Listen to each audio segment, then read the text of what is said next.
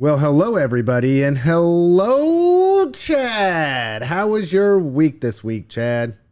This is a mixed bag week. Mixed bag week. Yep, had high points, has low points. Yeah, well, you win some and you lose some, right? That's just the story of life. I'm still, right now I'm just trying to ride a wave of euphoria. Yes. Right? Because, you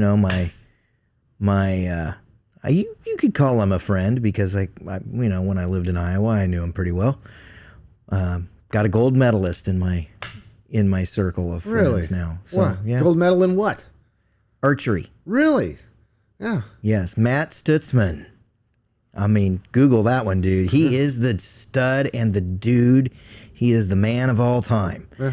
So Matt Stutzman, also known as the armless archer, won gold at the Paralympics this week. Very cool. Very cool. And in the medal round, he, they shoot 3 rounds, and he had 10 bullseyes on 10 shots, 3 straight rounds. Wow. And ended up winning the gold. Can't be happier. Well, congratulations. And if you're listening right now, congratulations. So, and the way I got to know Matt, he was a little guy when I knew him, to be honest. And he would run around the track at my soccer games. His dad was the referee multiple times at my high school soccer games. And yeah, I'm old, but I'm not too old to have played high school soccer. Yeah. Go IMS. Sorry, Hillcrest Academy. Go Hillcrest Academy. And but yeah, it was always he had this curly blonde hair, and he just had that big grin, and he'd just run, and that's how we all got to know him. So there you go. Speaking of curly blonde hair, my youngest Timothy, he's got some hair going on, man. Yeah, he does. I love it. We're not going to cut his hair for as long as possible because he's the last one in the mix. But I will say, if you notice, I got my hair cut, and I did not expect it to go as short as what it did. You mean you cheated on Shannon? I've got to say, Shannon at the haircutting company is normally the person that cuts Chad mine hair, and boy, I'm sorry, Shannon. I need to get down and see her. I haven't seen her in a while. Oh, I am sorry. Yeah, I'm regretting every minute of it. She's wonderful. She's great. Yeah. And I've also there's a couple other places I've gone that I've never had a bad experience at either. So yeah. But Shannon she's wonderful. Yeah, and I should have just stopped. I should have just said, okay, I need to go in there and see her. She can fix this.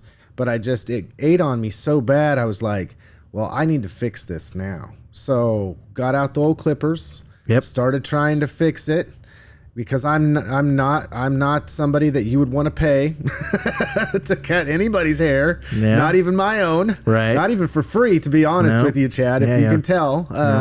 But then it got to the point where it's like, I'm just going to start over. We're just going to start over. I like having short hair anyway. It was getting kind of long.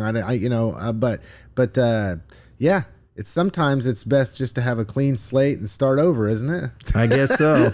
And that's what you got right now. When you've painted enough, you get a new canvas. It grows back. It always grows back. Yeah, and I have hair, so I'm lucky. I'm one of those lucky people that just it keeps growing. It's almost unmanageable. I have a double calic, so I get the alfalfa thing going on. I got one swirling one way and one swirling the other way, and in the middle it just sticks right up.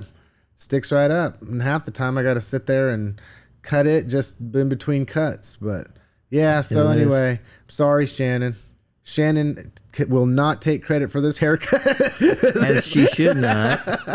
She's going to be like, oh, man, he didn't come in. I should call him and tell him, hey, you got to come in because otherwise Lance is going to look like that. But yeah, went from dissatisfied to just trying to fix it. And then, yeah, I'm not going to name names, but I just would never. I mean, I will person to person. The end of the story here is you're not going back to that particular establishment. No. In right? fact, I'm going to stick with Shannon and the hair cutting company because once again, I've never been disappointed, and I appreciate her, and she does a rock star job. So if you're looking for a place that you can go and guarantee, I saw that they've got some new people, or maybe at least one new person that's coming on there.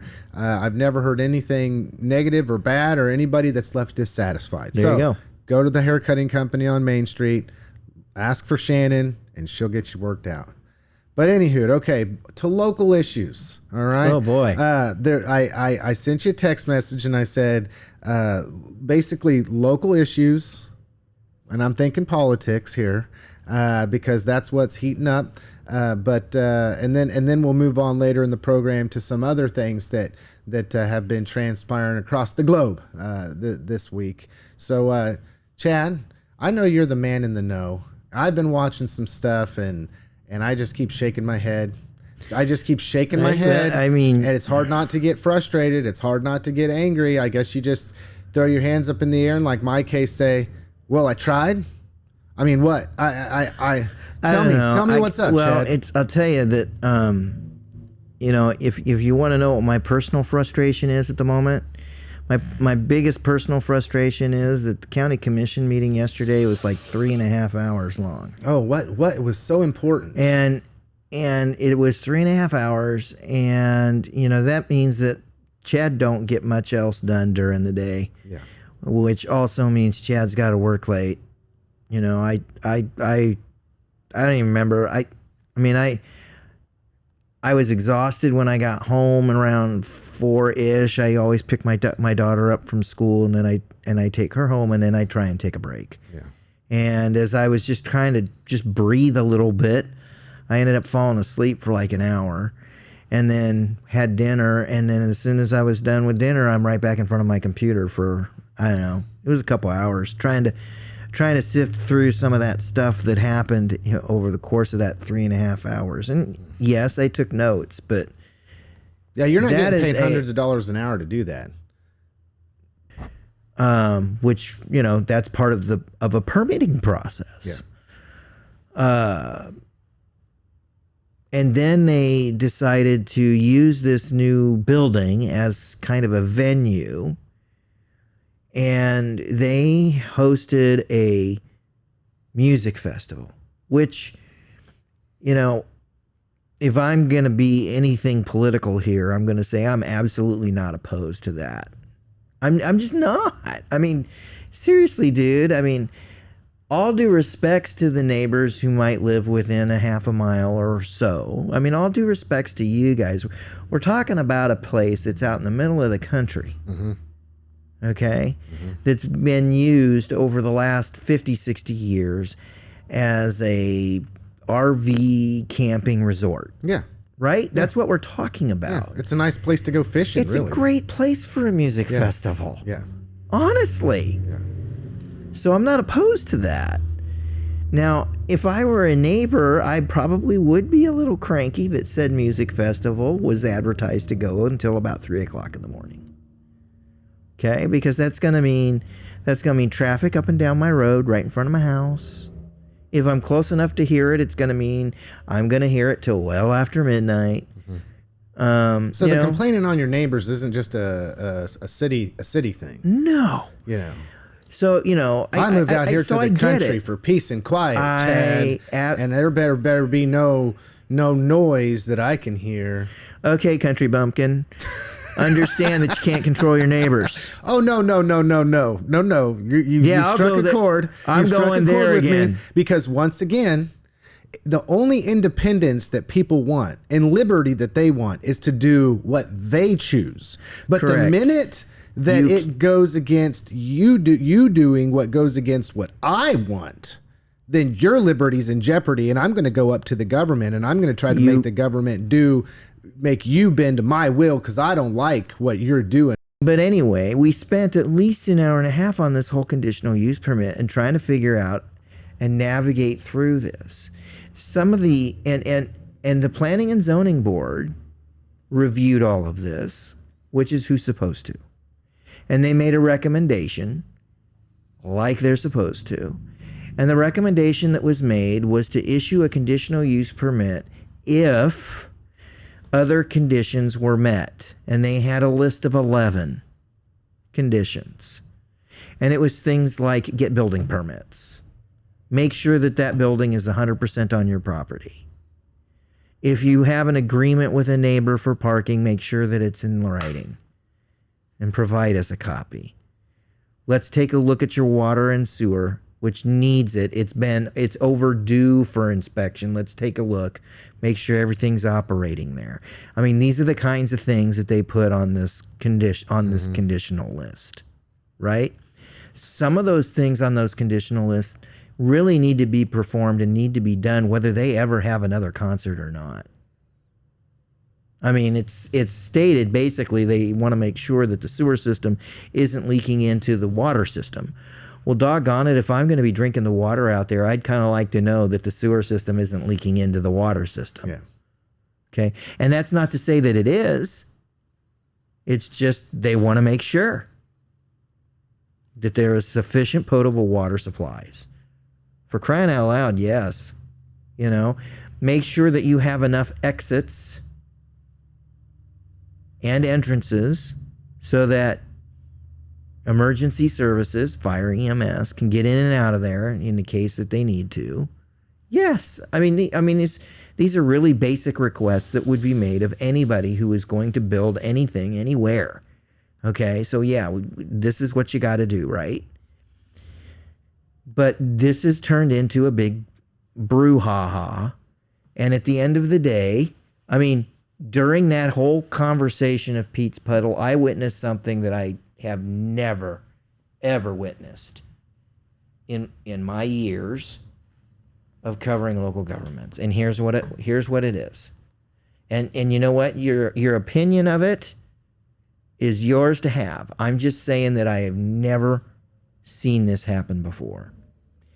A commissioner made a motion, and the motion was to accept the conditional use permit if the 11 conditions on there were met. And another commissioner seconded that motion. But instead of calling a vote, the chair of the commission called for a recess. And very blatantly said, it is the chair that calls the votes. Interesting. Okay? So you've got a motion and a second. All right? Robert's rules allow for there to be conversation about that motion. She wasn't interested in that. Well, just not with the other commissioners. And I'll be straight. I totally get wanting a 5-minute break at this point. I mean, I'm sitting in this meeting and I wanted a break. All right? I didn't want to be there. I was tired of this whole thing. So I totally get it. Commissioner Reimer, who called for she is the chair. She called for the recess or break. She spent pretty much the entirety of that break talking to County Administrator Anthony Schwarzenegger. I mean, I figured I'm watching something and I'm seeing something I've never seen before. I'm going to fill my brain with as much as I can possibly fill it. So I was like, where is she? What is she doing? How is she spending this time? And so, I feel like that's the responsible journalist in me coming out. Yeah, but what right? happened? Why couldn't she just have asked Anthony during that time and had that conversation openly? She just wanted a break. She wanted a break. So after the break, she explained basically what I just said. She felt like that the commission needed to step back, breathe a little bit, and that she had some questions that needed to be answered about what the options of the commission really were. And I'll be straight, that is all legit. I think you ask a valid question. Why couldn't that just have been done during the session? What a fiasco! The county commission. I tell you. But But that again, this is just what this is doing is it's just adding to the amount of time that we're all there, and it's adding to how long this whole thing is dragging on about Pete's Puddle. So when they came back from break, she explained why she wanted to break, and I believe her. Because it does make sense. And they spent a couple minutes talking, and then Randy rescinded his motion. Don rescinded his second. And they talked a little more. And they decided to just postpone everything. And they set a date. My brain is mush. It was a 3.5-hour meeting. But it does something else. There was a stated intention, which I also agree with. And after a little conversation, the rest of the commission began to understand and agree with this too.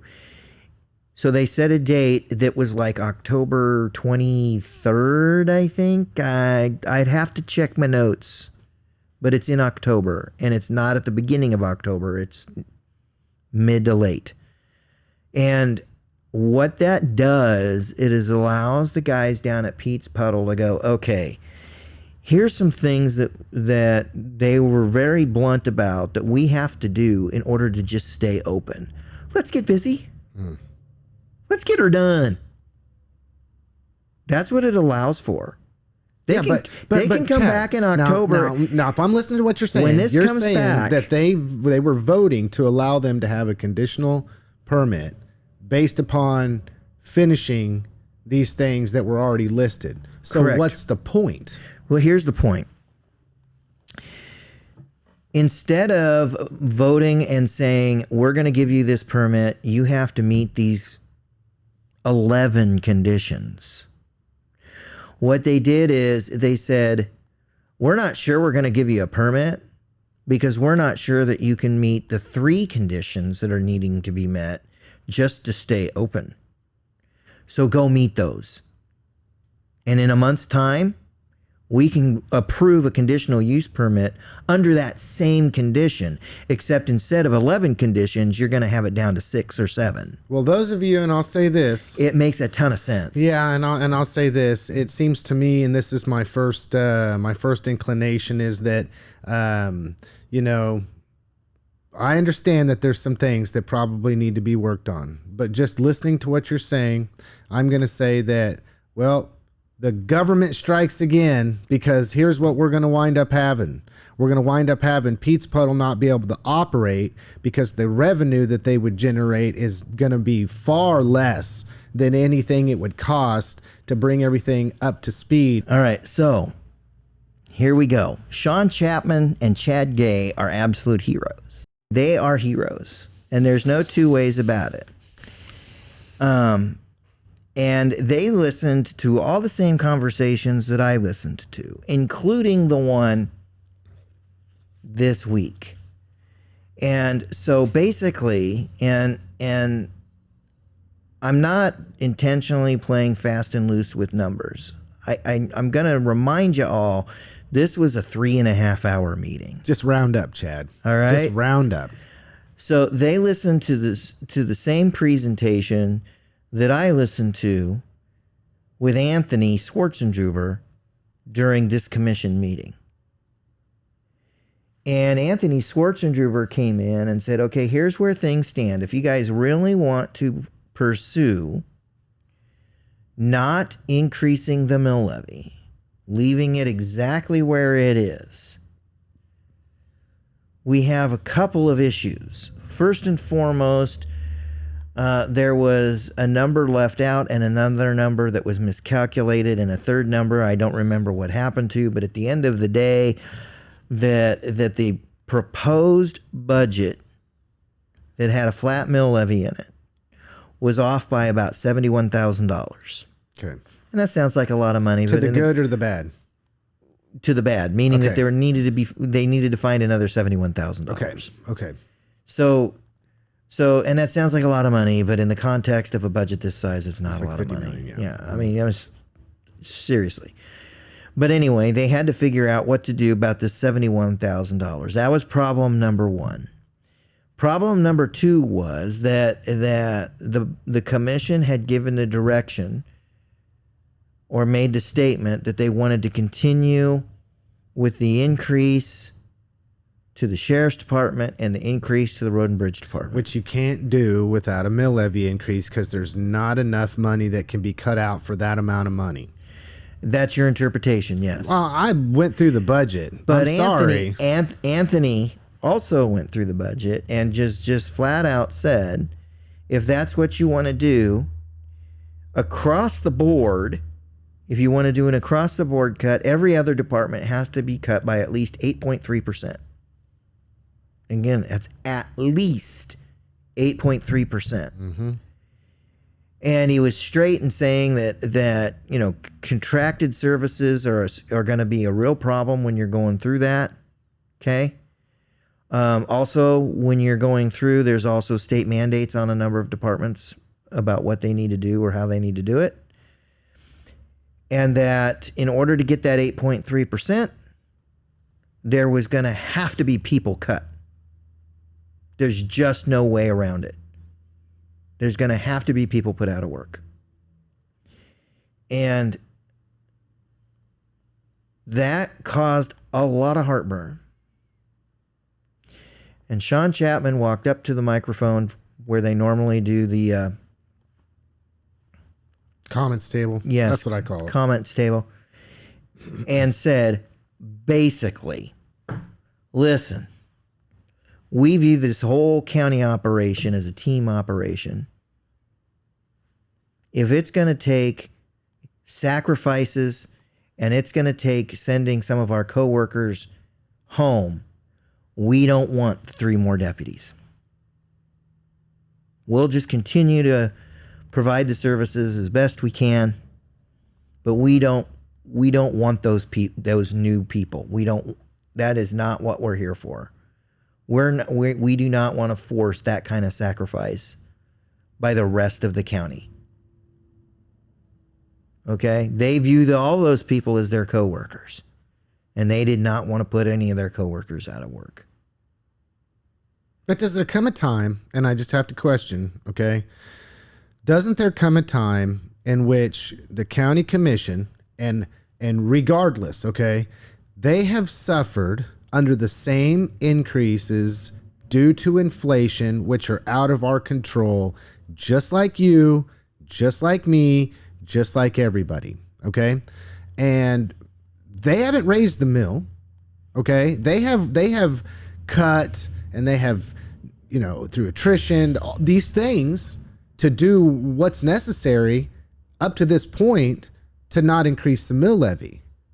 Granted, they are living off of, in some cases, an increase in property evaluations. Yes. Okay, so there's that.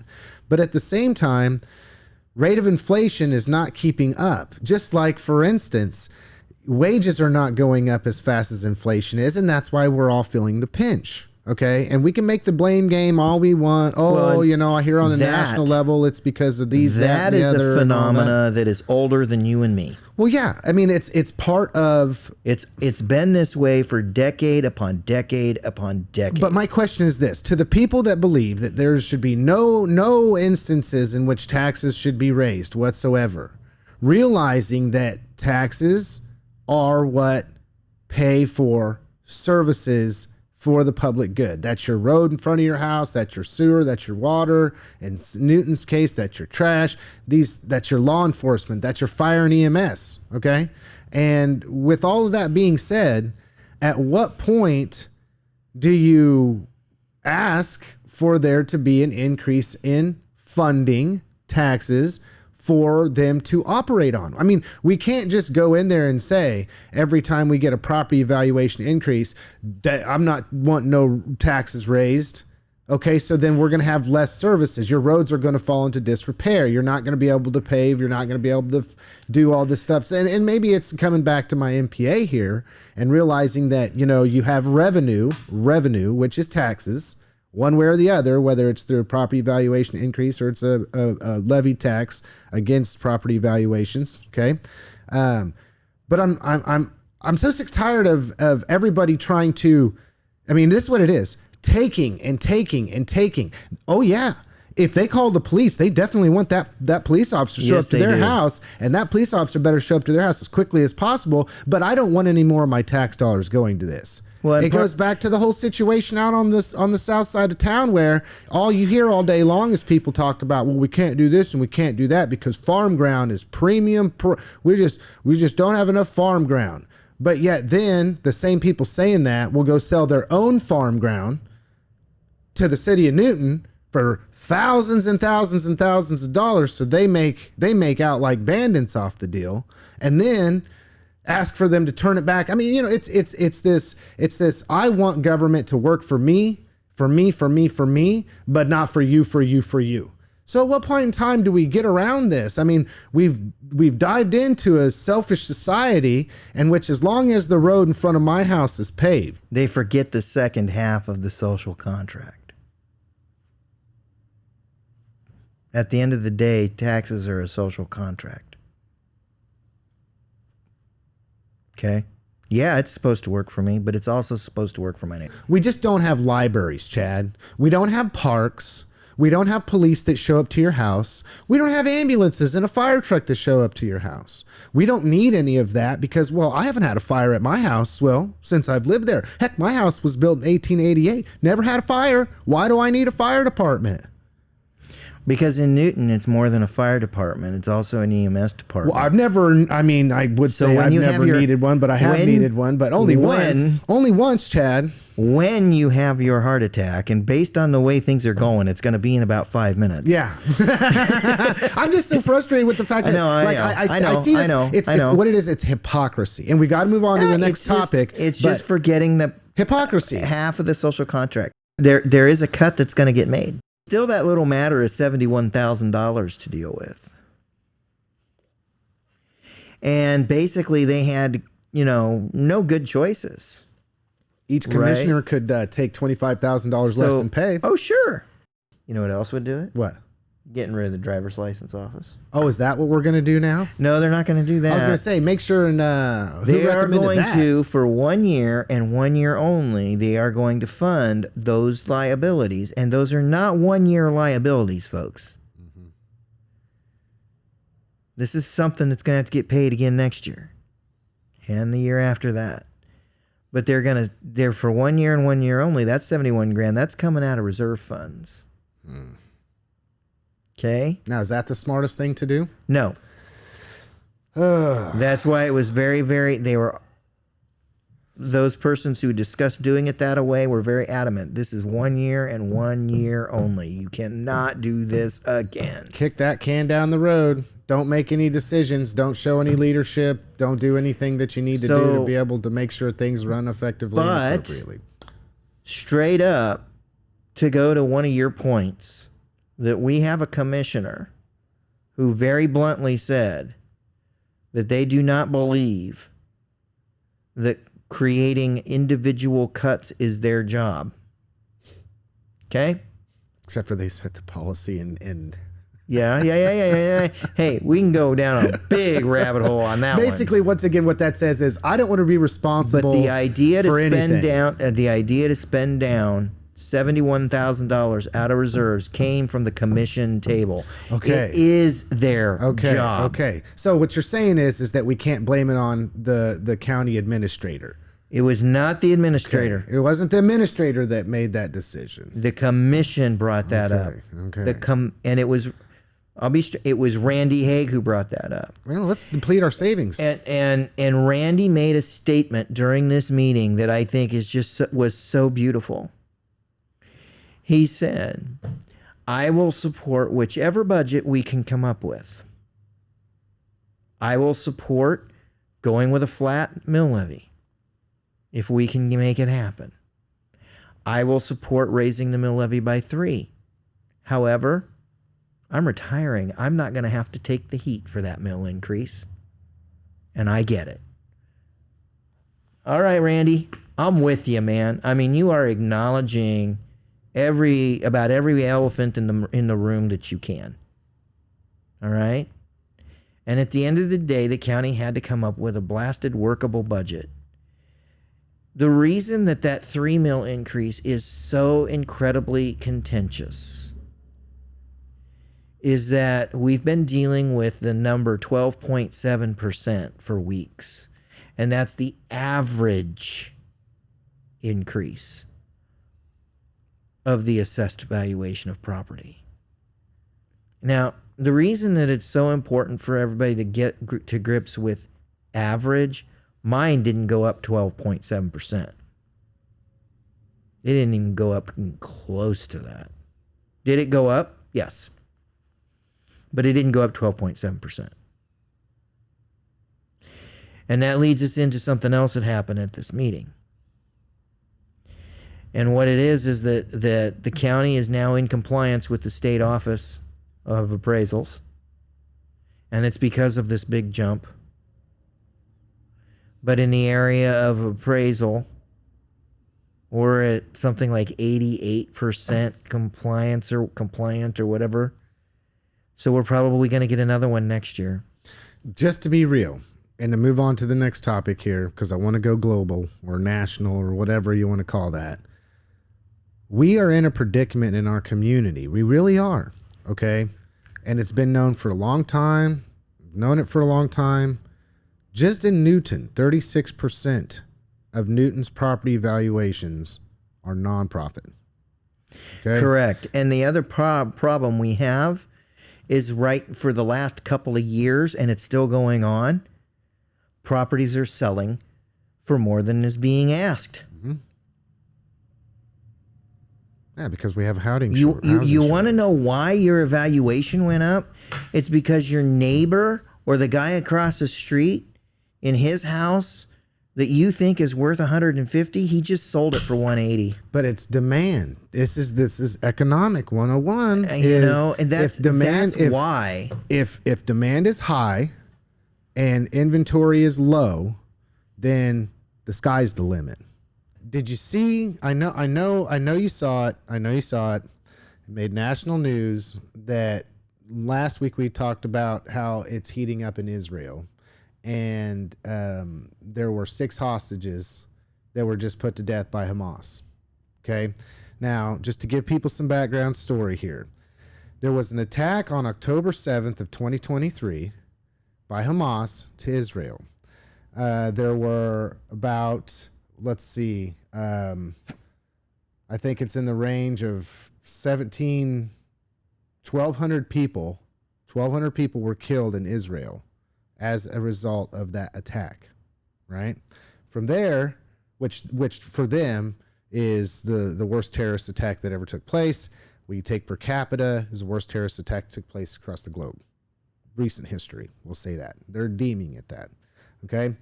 From there was 251 people from Israel that were abducted alive.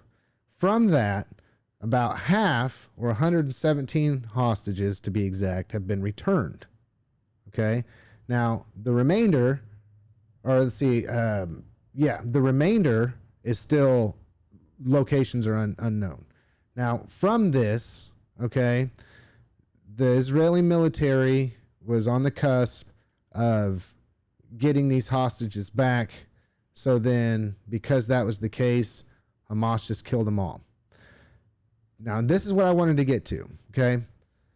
I'm looking at the news, I'm looking at the media, and as deceptive as it is most of the time, and how slighted it is, they say thousands of Israelis went out to protest the death of these hostages, and that Israel needs to figure out a ceasefire of some kind with Hamas so that way they can get these hostages back. What are your thoughts? And this is a loaded question because I have my own thoughts, but what are your thoughts on that, Chad? Well, the UN has said that they're going to do an investigation and see if there was war crimes committed. And I'm sitting there looking at them going, okay, well, get back to me in 30 years when you're done, I guess. Mm-hmm. I mean, seriously. It's interesting that that'll play into something else I want to say. And it feels like, I mean, I just... Somebody commented on our... It feels like almost the entire world is something like 80-something years late to the party here. Mm-hmm. I mean, I don't want to downplay anything that's been going on. But we will never have peace. We will never have anything but unrest in this region. Ever. Even if the U.S. gets involved.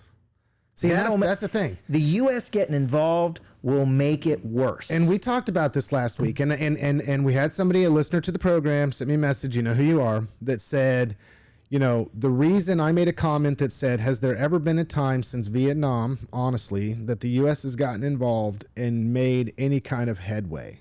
You know, we talk about, I made the comment about Afghanistan and how the Taliban's in power now again, and we went over there and fought 20 years to try to get it out of power, and how many service members died as a result of a bad pullout and the whole thing, okay?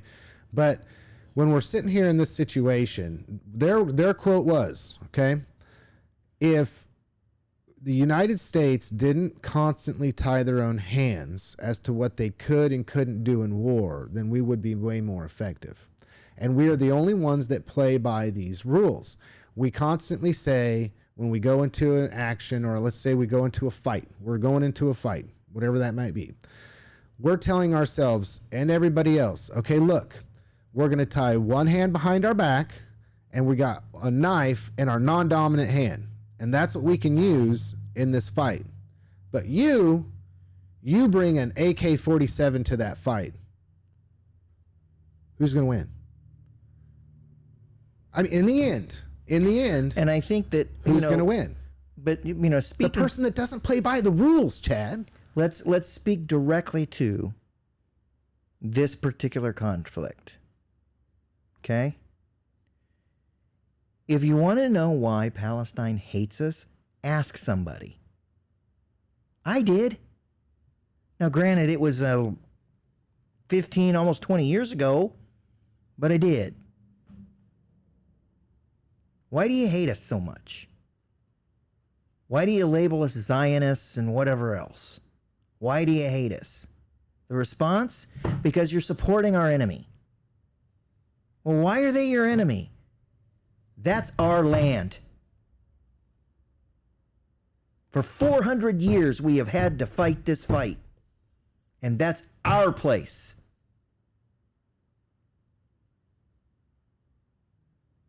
So when I sit here and I say, guys, I think that most of the world is about 80 years behind the party here, or late to the party. There's your context. That comes directly out of the mouth of a Palestinian. But then you can get into Muslims and you can get into Christians, Chad, because the truth of the matter is because the truth of the matter is that Jerusalem is a holy city for 3 different religions. And some of those religions have serious ethnic connections, which goes to the comment that I made the last time we talked about this, in that we continually confuse the nation state of Israel with the chosen people of Israel. God's nation is a chosen people. And by the way, it's the Jews. All right? And because they are, according to the Old Testament, God's chosen people, they believe they have a manifest destiny in Jerusalem. But doesn't everybody... Okay, now I got to go there. I got to go there. Okay, going to religion, especially the big 3, right? Your monotheist religion. The okay? Abrahamic religions. Yes, and I'm and you know my faith, okay? But isn't there an element of all 3 of those incorporating into this manifest destiny? I mean, sure. Nobody's hands are clean when it comes to this. What do you think why do you think the Christians came to the United States and just obliterated everybody who was here? Manifest destiny. Muslims constantly having problems with Jews. Manifest destiny. constantly having problems with Christians. Manifest destiny. Same thing goes with Christianity. It's interesting. Okay, it's very, very interesting if you go back to the Crusades, that's two different manifest destinies that are conflicting. Yes. Okay, I mean we had Constantine conquering Islamic armies, forcing them to run through a river and telling them they've now been baptized into the Church of Jesus Christ. Come on, people. There's two reasons I tell that story. Number one is we're talking about conflicting manifest destinies. By the way, I've just shown you how old this conflict is. If you think the United States getting involved is going to help, you are woefully wrong. Okay? So I got a question Our version of help is going to be to, quite honestly, because we've seen our version of help in other places, our version of help is going to be to give a bunch of weapons to Israel. That's what it is. And you talk about tying our hands behind our back, we're going to refuse to put any boots on the ground. We do this all the time. Well, not officially we are going to have boots on the ground. We do it all the time. Yeah. This is what we do. Well, wait till you get into all these military contract companies that can go in there and then we as the populace are going to be screaming at Washington, go in there and get a peace deal. We can't. Okay, so now I'll say this. Okay, that leads into this next thing. Okay, right now at colleges and universities all across the United States, okay, there is protests that are taking place. I'm sure they're not all, ones that are damaging and destroying things or whatever the case may be, but or whether they're paid protesters or not paid protesters or whether actual students or not, that's all behind the veil. You'll never be able to really, put your finger on that. That's not something that gets reported by the mainstream media. But there's all of these protests across all of these different colleges in the United States right now that seem to just be getting worse. And it's spilling over, and it really is spilling over into anti-Semitism and individuals that are a certain faith being attacked and in threat because of their faith. So how does that justify? I mean, going and protesting at your college and then breaking some windows and taking over administrative building and telling the administration, you better defund whatever you're given to these Zionists, Jews, and all this. But at the same time, well, it's just getting to the point where we're in this vicious cycle. And what it is self-consumption. And we live in a country in which people should be able to believe the way that they believe and feel protected in that belief, regardless of what it is. And it's just, to me, I think it's like propaganda that's being used to continue civil unrest in order to have government come in and be your protector. Dictate to one what the other can do. And in this case, when you're talking about college protests and whatever else, the government will not be a protector. We better damn well have learned from Kent State University. I'm serious. You want to talk about being fed up? Yeah, Chad's really fed up with a lot. But what do you do, Chad, if you got a mob mentality of individuals that may or may not be students there, that may or may not be getting paid, okay, because it's beneficial to create some kind of unrest. So from a former peace protester, and yes, I am, and I own it, and I'm proud of it. Let them say their piece, let them feel heard, and then let them go home. It doesn't stop there, Chad. It doesn't stop there. If that's all that people were doing, always run out of momentum. Okay, but this is the thing. And we've watched this happen, and I mean, I've got to be the devil's advocate here, okay? But it doesn't stop there. If you just go in there and you do your peaceful protests and you move on, well, then now that's not feeding the beast per se. What we need to do now is we need to go in here and we need to occupy. And then from occupying, because that doesn't work, somebody's going to let us occupy. Now we need to go in here and start break windows. Yes. And we need to start assaulting people. But all of that is criminal activity. treated as such. All of that is criminal activity and treated as such. You've got criminal destruction of property. Depending on how much it is, it's a misdemeanor. Maybe felony if they break enough windows. You got trespassing. That's what those things are. All right? And straight up, in the case of trespassing, the college needs to handle that.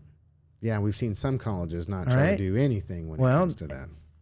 That's because they subscribe to my belief, which is just let them be heard and they'll go home.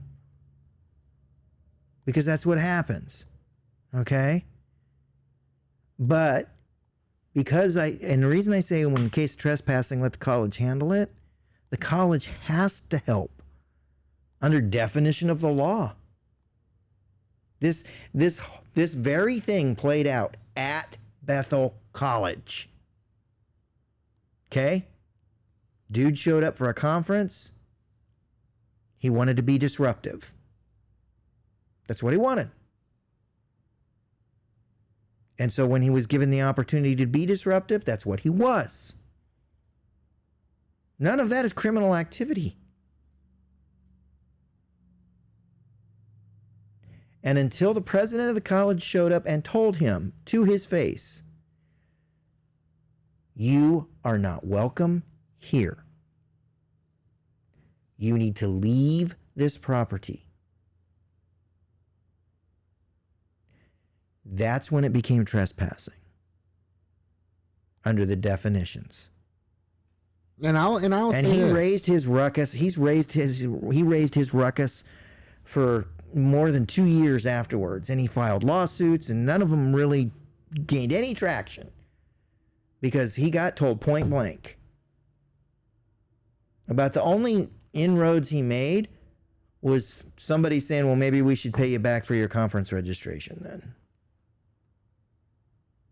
And I'm not against protesting. I'm not against people's willful ability to assemble with one another and protest to what's going on.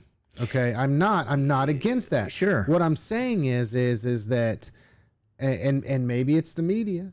You never know, right? There could be 100 protests that are peaceful. That one that's not peaceful then becomes the sensationalism of the whole situation, and that's what they publicize to everybody else. But just going with this, okay? Even then, if that's happening, okay, and that is the modus operandi of the mainstream media to be able to get more consumption versus more truth, which I think is one of the reasons why we do what we're doing, Chad, and why I always err on the side of local rather than national. According to the United Nations, attacks on United States personnel in the Middle East, retaliatory strikes threaten to worsen regional stability, political affairs chief tells Security Council. Okay? So I did a little bit of research. Well, I mean, this is a bad, toxic situation that's not getting resolved.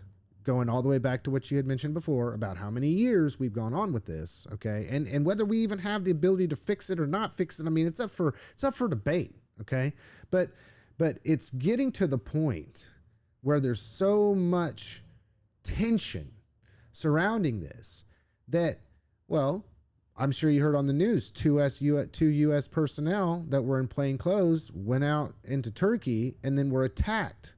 Okay? And I'm watching this, and I just got to say, more media bias and spin. You got 2 U.S. service personnel members that go out in plain clothes. They get attacked in Turkey by a mob. They call it a mob. Now, then they said it was a group.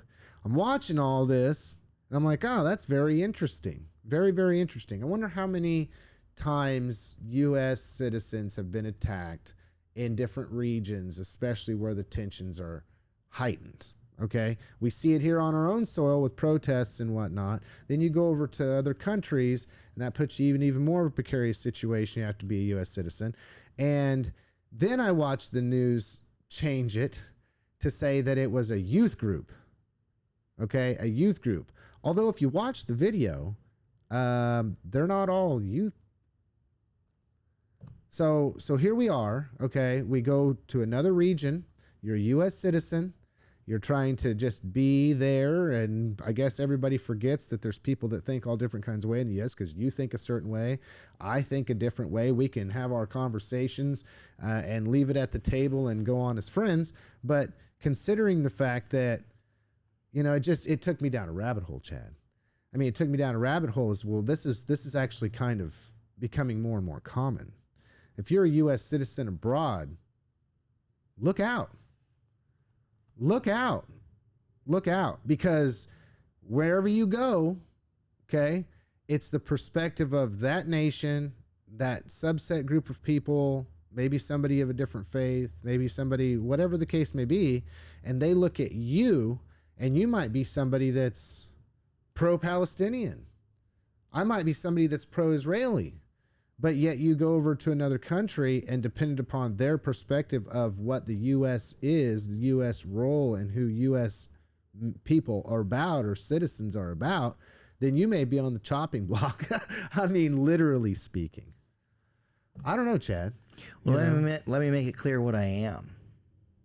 I'm pro-peace. I'm fed up with the conflict. And this conflict goes back hundreds of years. Okay? I don't see any innocence anywhere. I just don't. Doesn't seem to be the case, does it, Chad? No. And that's part of the problem with our national discourse. And this extends well beyond this particular conflict. Yeah, it's here in our back door. In our discourse, you have to declare what side you're on. Yeah. We need to know what side you're on. I'm done with that too. Okay? Seriously. I see no innocence. All of our hands are bloody. Is that what you're saying? So, no, in this particular, in a lot of conflicts, there is no innocence. Both sides. If we have to have sides, both sides have blood on their hands. Both sides are doing whatever it takes to win at all costs. There is no innocent. And I'll tell that is a painful place to be. And I'll tell you, the sad thing is both sides believe God is on their side. And with what I just said, you're going to have people who listen to this and be like, see, he's pro-Palestinian. No, I'm not. Make your judgment, folks. They're going to watch that and go, see, he's actually pro-Israel. No, I'm not. I see blood on the hands of both sides of the conflict. It is an amazing amount of hubris with which we as statesians approach this particular conflict and think we can fix anything. That is a ridiculous amount of hubris.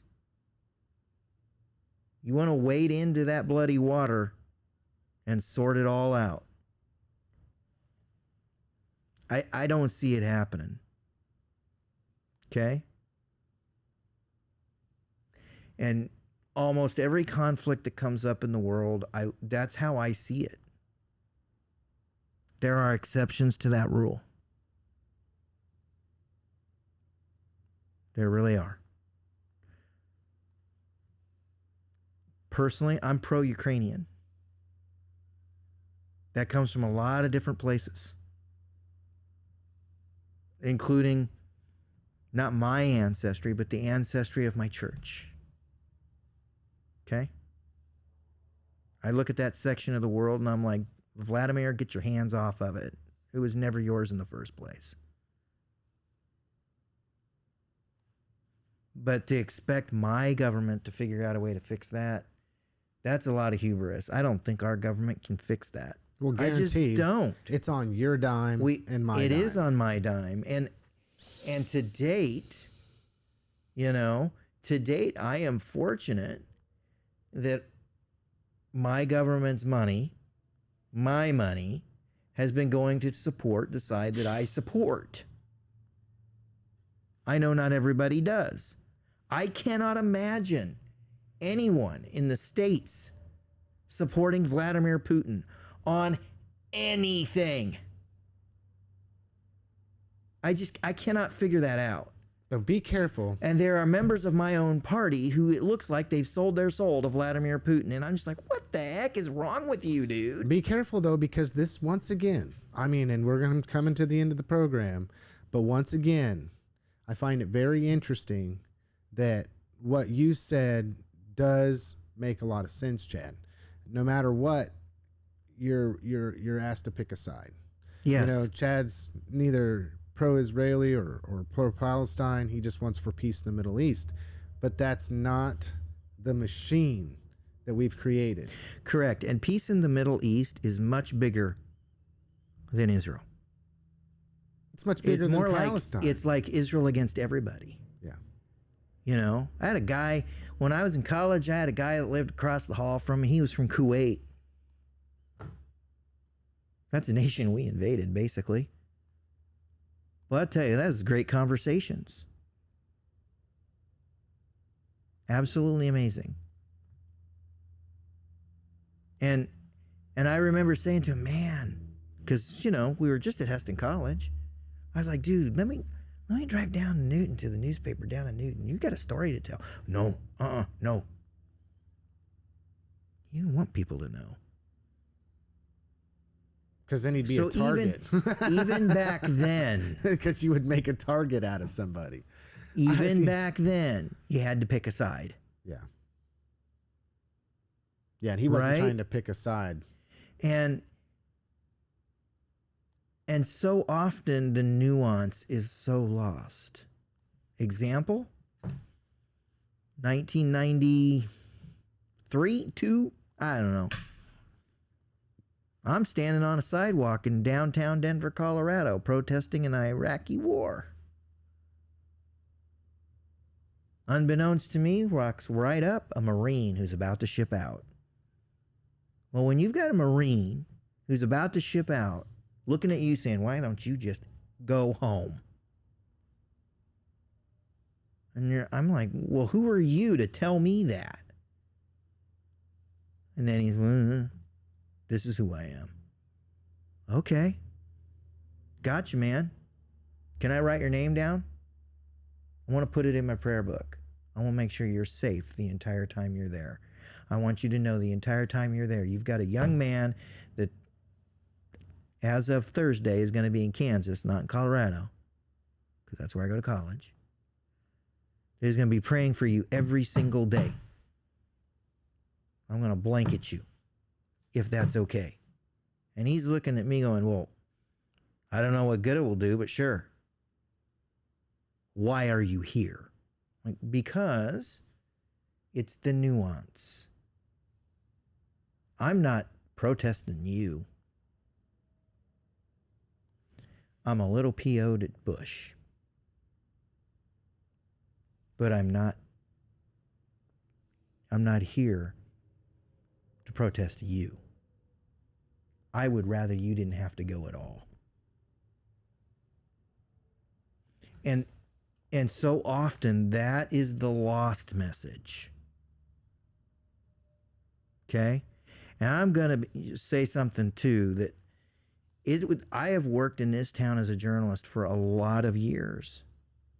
And for a lot of years, I was doing a lot of stuff with the VFW and the American Legion. And I wouldn't tell anybody where I went to college or church. I just wouldn't do it. Because we are been entrenched in this pick a side nonsense for so long. The church I grew up in, you can still see the yellow paint that was thrown on it during World War II because we were all conscientious objectors. Got to pick your side. They still celebrate the preacher who went to Leavenworth Prison because he would not pick up a gun. And his version of a shower was being scrubbed with Brillo pads by 4 GIs. Every day. You got to pick a side. Well, it goes into that, and we are past time, Chad. That's So all I'm gonna right. ask for your final word, but ultimately, I guess I'll give my final word is in a society, and I want people to think about this, in a society that is constantly telling us that we have to pick a side. Ask yourself, which side are you on, or is there any benefit to being on either side? Chad, final word. Final word. Oh my. Football season gets started this weekend. Go have some fun. Newton High School's going to be playing this weekend. Remington's going to be playing at home. I'm thinking about going to Remington to see my neighbor. Bethel's going to be at home. They're 1-0. Escape the crap and go see a football game. There you go. Lighten the load from some entertainment of sorts. Yeah. All right. Well, thanks for listening to this episode this week. I know that we went a little long, and I know that we are doing a little bit more. We're covering, more topics, hopefully topics that you're interested in, because I know the mass majority of people are interested in that. Feel free to comment, ask questions. Heck, you could even call the number listed on Harvey County Talk and leave a message if you want to be able to potentially be on the program yourself and have any questions for Chad and I to answer. Have a good week, everybody.